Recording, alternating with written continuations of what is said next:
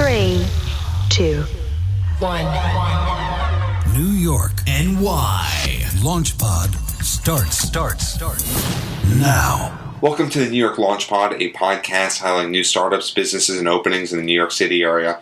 I'm Hal Cooper Smith, and stepping onto the Launch Pod, we have Andy Jacobi and Ricky King of Untamed Sandwiches. Welcome to the podcast, Andy and Ricky. Thanks for having us. Ready for liftoff, Hal. So tell me about Untamed Sandwiches. So Untamed Sandwiches is a sandwich shop in Midtown Manhattan. The focus of our menu is on braised meat sandwiches made with sustainable ingredients. The way that we describe what we offer to our customers is that we're creating the kind of food and ambiance that they would expect from a fine dining farm-to-table restaurant in a much cooler part of town. But because we are so focused on this classic braising technique, we're able to be super efficient so that we can have our busy office professionals in and out the door in just a few minutes. Where are you guys located? We're located just south of Bryant Park, 39th between 5th and 6th. Why did you choose that location? When we first thought of the concept of Untamed Sandwiches, we recognized that there was an opportunity to bring this quality of food, Ricky's quality of cooking, the quality of ingredients that we're using, and this very simple braising concept to a business market. One of the great things about braising is that it's very prep intensive. It takes 5 days to go from stock bones to braised meat out on the service line, but we can make a sandwich in less than a minute. And because of that, we wanted to be positioned in a place where we could do a lot of volume because we think the concept is geared towards that. Also, when we were looking, Midtown is classically known as a no man's land for food. And 2 years ago when we were looking for spaces, we wanted to be in that area. Now there's so many people that have been moving into the Midtown area because of, are we innovators? Maybe, or did we just start before everybody else? But Midtown was definitely, all you have is delis, bodegas, and your subways. So putting us in Midtown, there's a little bit of expendable income for people that want to have, exclusive sandwich once a week, and it worked. So you mentioned braising. What goes into braising meat exactly? Love.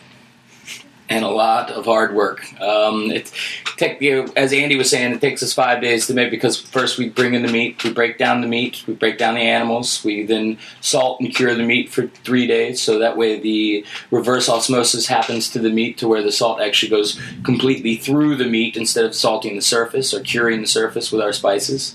Then at the same time, we bring in chicken bones, and we roast those chicken bones to make our brown chicken stocks. Then we reduce the chicken stock. Then we take that chicken stock and we split it up into different braises. Every one of our meats has a different braise or a different technique. Not different technique in braising, but a different technique in what we're adding to the flavor of the meat. Then, so once after the braise, we sear the meat. Then we put the braising liquid on top of the meat, and then we put the braising the meat to braise in our CVAP, in our heating cabinet, our cooking element, and we cook it for 8 hours. Then we let it rest for a day. Then we pick the meat, we reduce that liquid again, clean it up, clean the fat out, clean all the impurities, and then that's how you get your braised meat. You also mentioned farm to table, and it seems as though that's a term that's prevailing through the restaurant world, but talk a little bit more about that and what that means to you.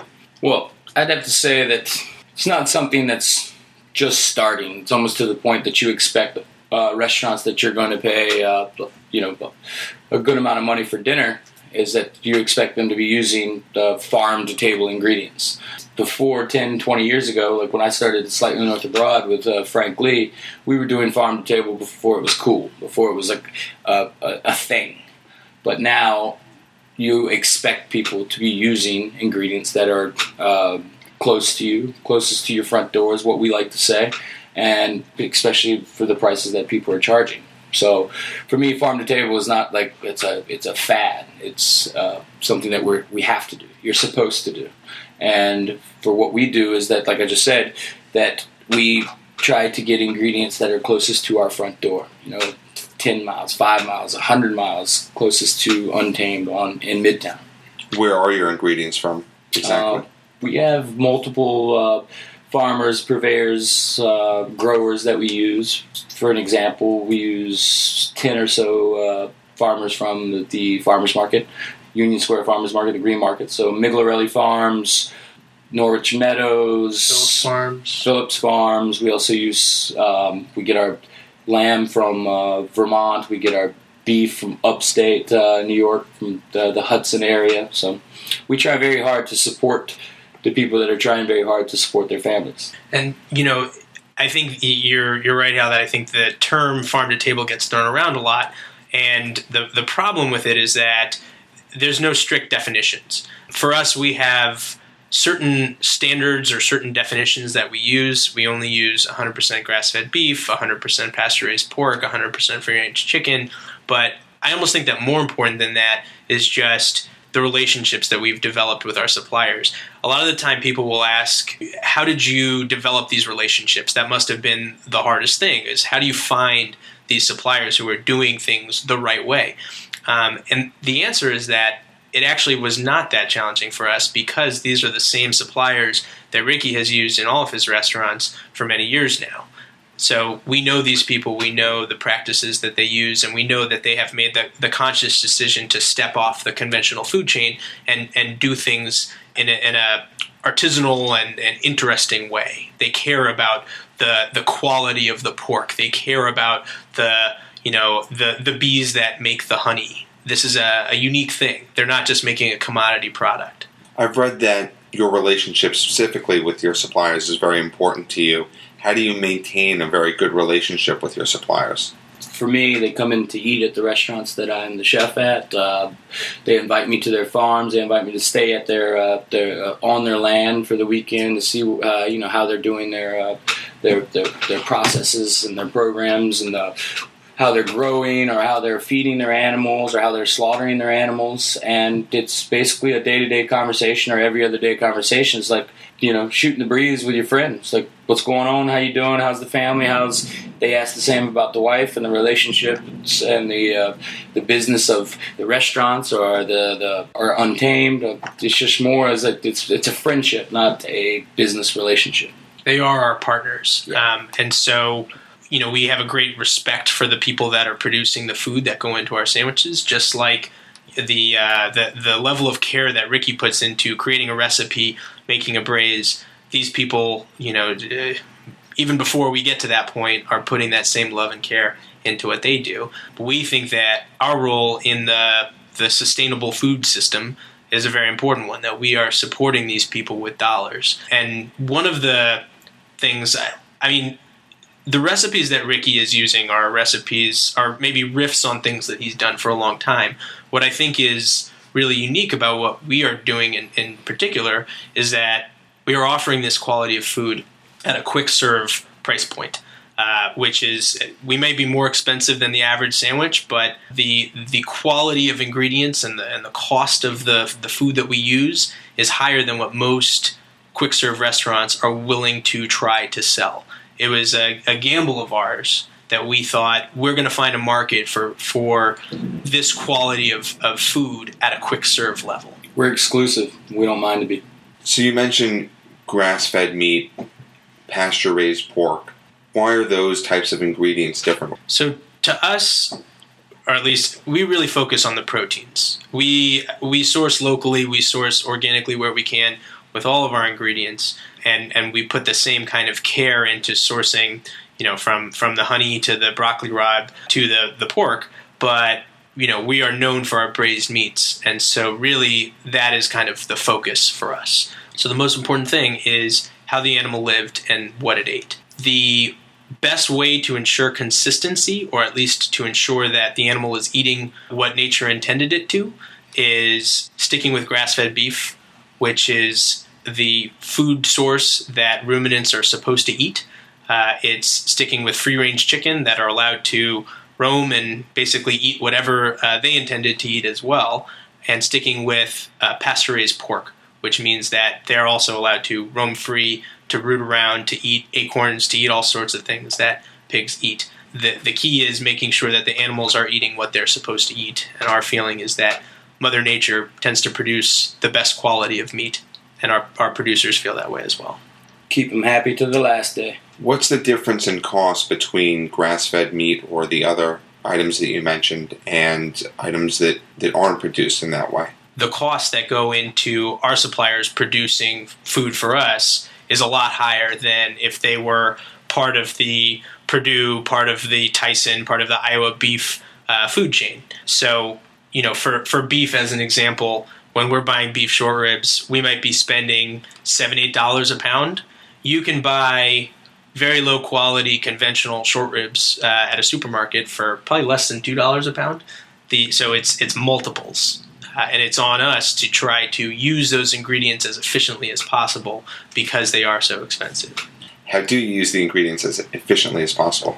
Well, braising is probably one of the most efficient ways to use, say, the whole animal, or at least the whole side of beef, or the whole short rib, or the whole leg. Because once you clean off, say, skin and fat that you don't want in the braise, then once braised, basically you're getting about 90% yield off of that after it's braised. So you're not having to trim a steak at 8 ounces and then your trim is left over and you got to figure out what to do with that. For us, you braise it, pick the meat, and basically you're using all of it. We're not throwing things in the trash, or we're not having to figure out how to take steak scraps and turn it into chili. What are both of your backgrounds? So I guess my background, I started in finance, and I worked in finance for a number of years. I got a little tired of that, and so I decided I wanted to do something more fulfilling. I'd always had an interest in food and in meat in particular. I went back to business school with the intention of doing something entrepreneurial and something related to sustainable food. While I was in school, I worked for a grass-fed buffalo meat company as their director of sales and marketing, helping them develop a wholesale business and reaching out to chefs and supermarket managers and butchers and trying to get them as excited about grass-fed meat as I was. I've been doing this my whole life, from before being born. Father was frying chicken down in Georgia, still is. Mother was a bartender, and when I was a kid, the fun times were going to the restaurant and mopping the floors and cleaning the bathrooms at 5 and 6 years old. At 12, 13, spending summers with my father at his fried chicken shack, washing dishes, moving up every year to finally frying chicken. Then once having to have a profession to pay the bills at a young age, this was the profession that I needed to do because that's all that was available. Then realizing that this is what I want to do for the rest of my life because this is the only thing I've ever done. Took it very seriously, worked with some great chefs in Charleston, Washington, D.C., and then finally getting to New York City. Leaving Washington, D.C. as an executive sous chef, came to New York City, decided I was going to start completely from the bottom. I was making salads at Il Buco, eventually becoming the sous chef, and then being the chef of 100 Acres and 5 Points, and now the chef of the McKittrick Hotel. Also, Andy and I are the co-founders of Untamed Sandwiches. Andy and I met at 5 Points, as in he was a purveyor for a buffalo company. We decided that we both had the same ideals on grass-fed or local or treating animals correctly or just, really liking good food. Andy likes to eat. I like to eat. I like to cook. He likes to cook. We ended up having a couple beers, and after that, now we have Untamed. How do you divide responsibilities between you two? It's actually pretty easy. My mother always tells me whenever I'm having a particularly hard day, maybe I shouldn't be telling my mom about my hard days, but she says, maybe you could bring on someone from one of your business school classmates to help you think through things. And the reality is that's, as much as I love my mom, that's a terrible idea. I think the best partnerships are based on kind of a mutual understanding of or a shared set of goals and principles, but also a clear understanding of skill sets and who is best at what and kind of what things are in each person's zone of responsibilities. So for Ricky, it's all about food quality. He's designed our whole menu. He's coming up with specials all the time. He's making sure that every day the food that goes out onto the service line is something that we're proud of.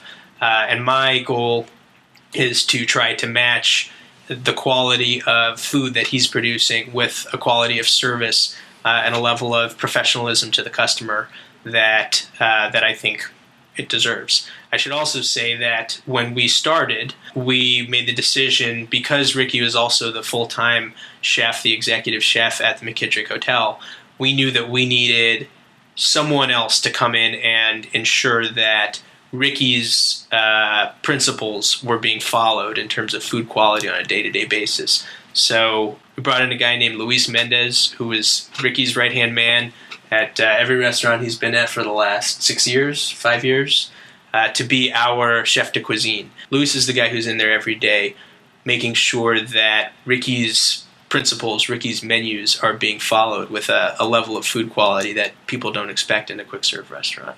How long does it take to develop the recipe for a sandwich? Good question.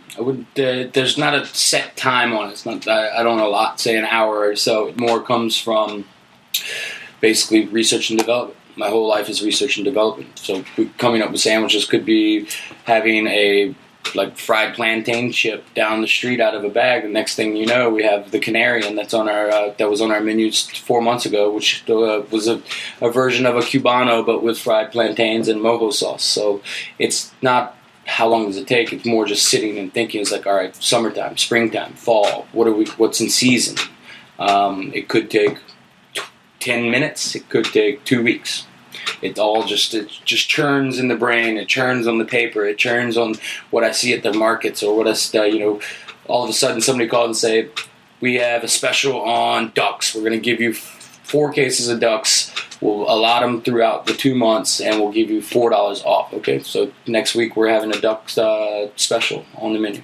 Our core sandwiches took us about 2 months to create, taste, and also perfect. So we have 8 core sandwiches on the menu that will always be on the menu, and then we rotate a special sandwich that we about 6 to 8 weeks, and then $1 from that sandwich goes to a local charity. It's amazing how little the core of our menu has changed. Those core sandwiches that we know we could never take off the menu, or else we'd make a lot of customers very angry. The places where our menu has changed, and we're always kind of thinking about how do we kind of stay true to this concept of braised meat sandwiches made with sustainable ingredients. I think one thing that we've realized is that it's the braised meats that really drive the core of the business. And so we had a number of customers who had expressed an interest in enjoying those meats, but with in a lower carb setting or in a gluten-free way. And so recently we came out with what we call meat plates, which are basically deconstructed sandwiches. It's the same delicious braised meats that we have paired with cheddar jalapeno grits and veggies. And so far they've been really popular. And your sandwiches have fun names too. They sure do. I always say that the sandwiches that require an encyclopedia-like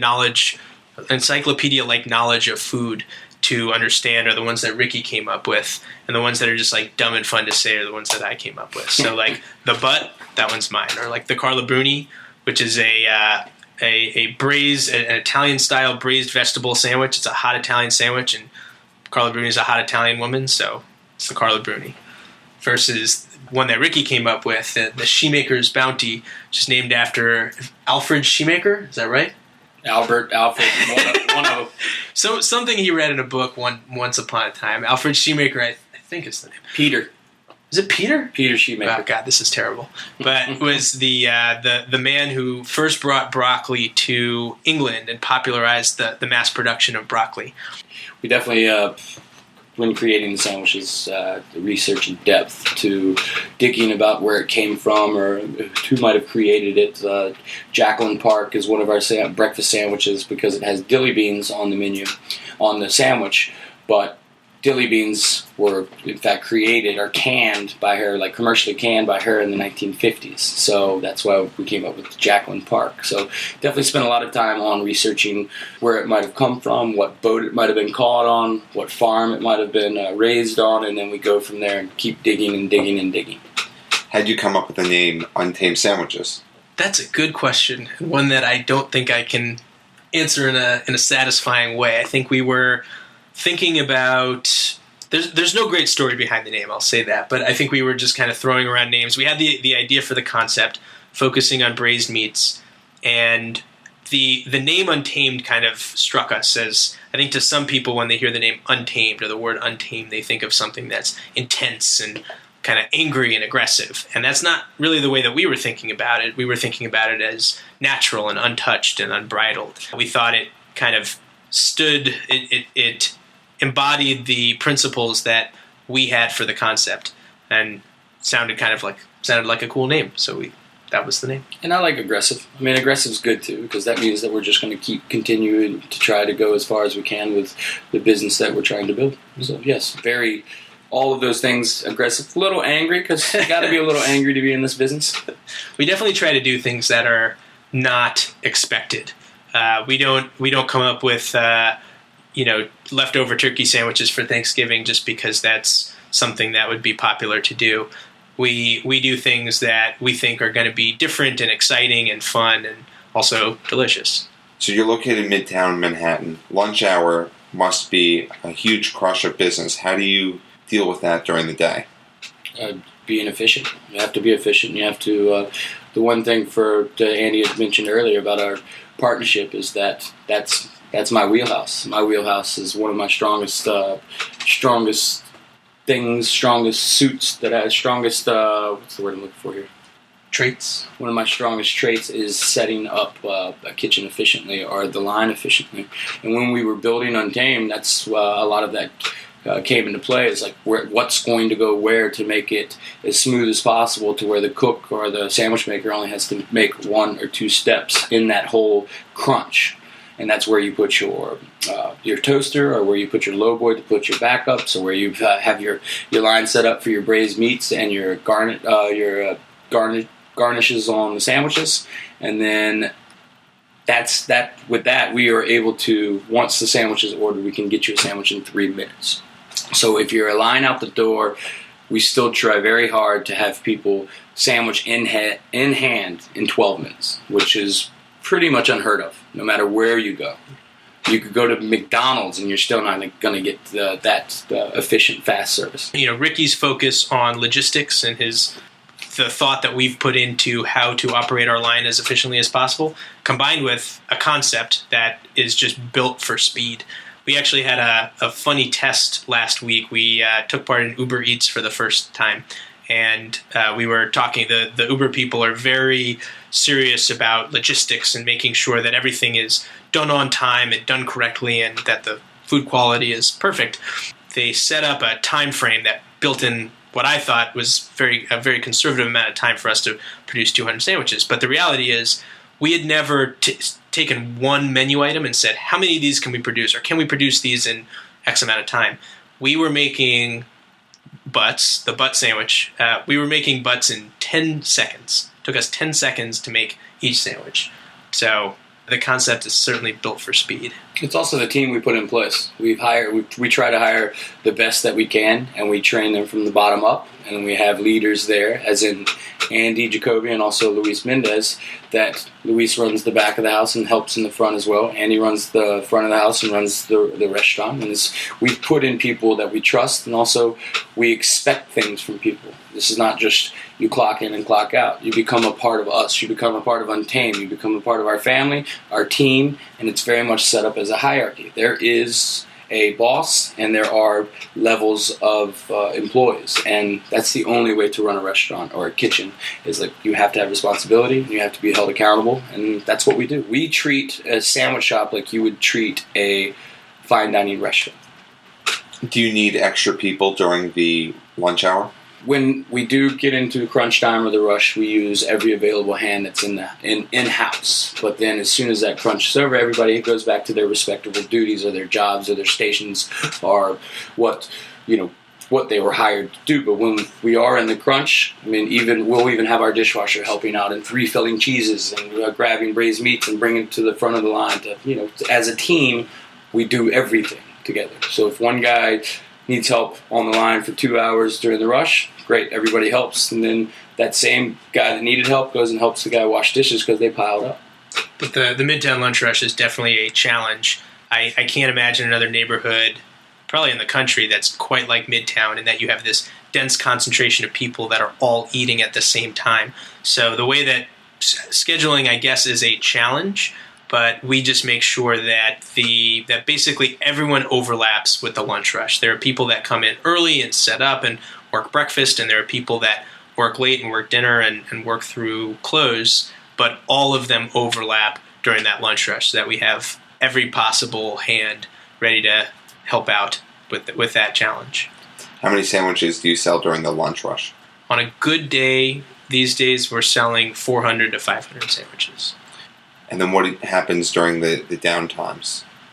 During the downtimes, I mean, I guess the fun of a restaurant is that there's always something to do. There's the cheesy phrase that gets bounced around is if you've got time to lean, you've got time to clean. And we make sure that basically there's no time to lean in our shop. So that means, during the downtime, we're making braises for the next day. We're prepping everything from the red pepper jelly to, a lot of the pickled veggies. Everything takes time and takes care.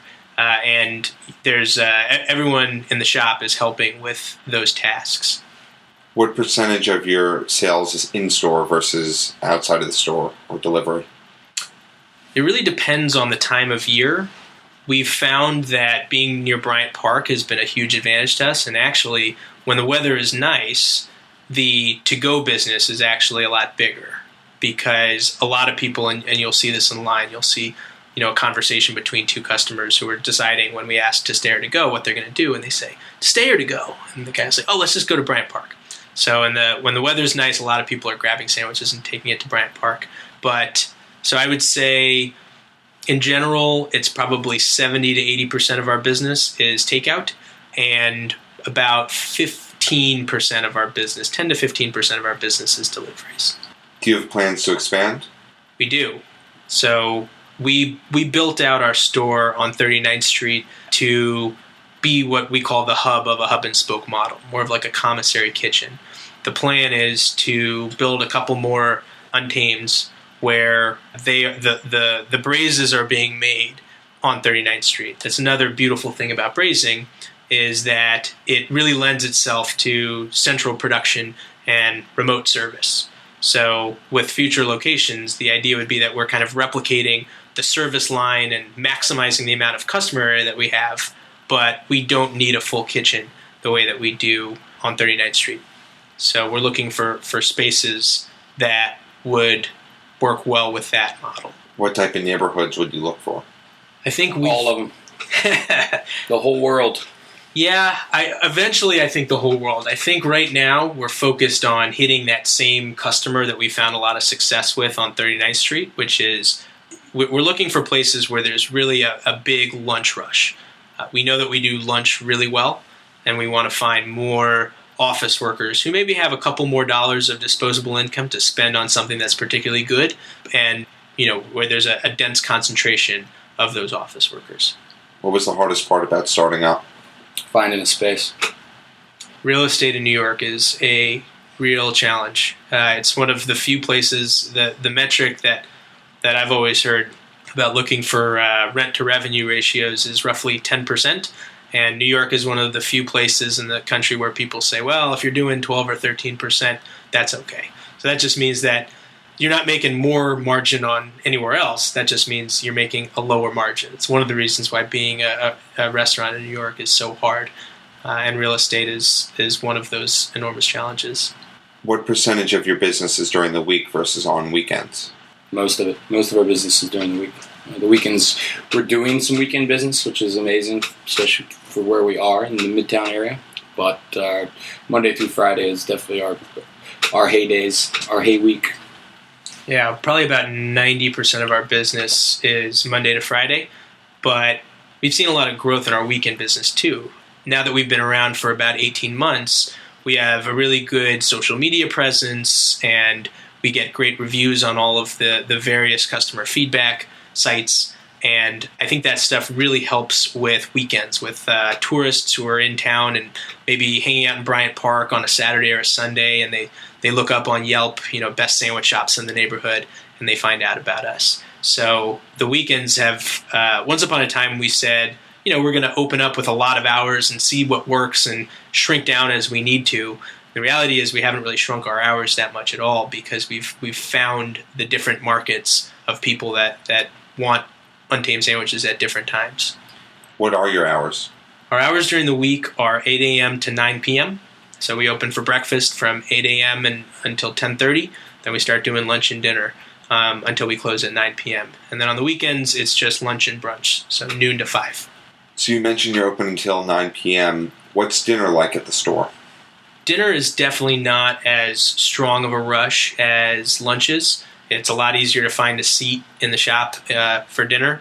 But one part of the business that does pick up a lot in the evenings is our deliveries. There's all the poor junior investment bankers and poor junior legal associates, like yourself probably once upon a time, Hal, who are stuck in the office until the wee hours of the morning, and they've got that per diem of $25 or $30 to spend on dinner each night. And a lot of our menu items really seem to go best in the evenings. We see a lot of orders that end up being between $24.50 and $25, or between $29.50 and $30. And a lot of our jerky goes really fast in the evenings. Our bottled beverages go really fast in the evenings. Our cookies go really fast in the evenings. The kind of things that I can picture someone who's working until 3 o'clock in the morning snacking on at a little bit later. What's been your biggest challenge? Biggest challenge? Well, one thing that, as we talked about earlier, the core of the business has actually changed a surprisingly little amount in terms of our menu offerings and how we package things, how we present things to customers. We've had most of the same sandwiches on the menu since day one, but catering is something that has been a challenge and is something that I think has evolved a lot in a very positive way. When we first launched with catering, my thought was I wanted everyone who experiences Untamed to be equally excited about placing their order, whether it's someone who's coming into the shop and placing it in person, or whether it's an office manager who's placing a lunch order for 30 people. The reality is most of those office managers aren't going to get as excited, aren't going to be that excited about picking out the individual sandwiches. Most of them want you to make their life easy and make this part of their day as quick and efficient as possible. And so we came up with specific catering packages that we are designed to hit the needs of big groups, and we package them differently. We cut and wrap all of our sandwiches in half for catering orders, so that way lighter eaters can eat a half sandwich and the customer's not charged for a full sandwich when someone's not eating it. And we've also come up with unique ways of labeling everything, because a lot of the ingredients that go into Ricky's recipes are things that people wouldn't necessarily expect. And it's pretty cool to read it on a card to see that the pesto that we use in the nettle neck is a walnut nettle pesto. That's something that is definitely a different riff on pesto, and something that even a catering customer at an office meeting is going to get excited about reading. Or not eat it because it might kill them. Or that too. Labeling is important. Very. How do people find out more about Untamed Sandwiches? Well, the best way is to come by for a sandwich. We're located at 43 West 39th Street, between 5th and 6th Avenues, just south of Bryant Park. You can also find us on the web at untamedsandwiches.com, and you can place an order online because we also deliver through our website, untamedsandwiches.com. And social media. Tons of social. We love social media. Indeed. Hashtag Untamed Sandwiches. Hashtag Untamed. Hashtag Braised Meat. Hashtag Cuisine Commandos. Well, Ricky, Andy, thank you for coming on the New York Launch Pod and sharing your time with us. Untamed Sandwiches is great. I love it. It's a great place to go for a delicious sandwich. Thank you very much, Thank Al. you for having us. Yeah, thank you for having us. It's been fun, and the scotch has been great. If you want to learn more about the New York Launch Pod, you can visit nylaunchpod.com or follow us on social media at nylaunchpod. Thank you for listening to this episode of the New York Launch Pod. For more information, please visit nylaunchpod.com.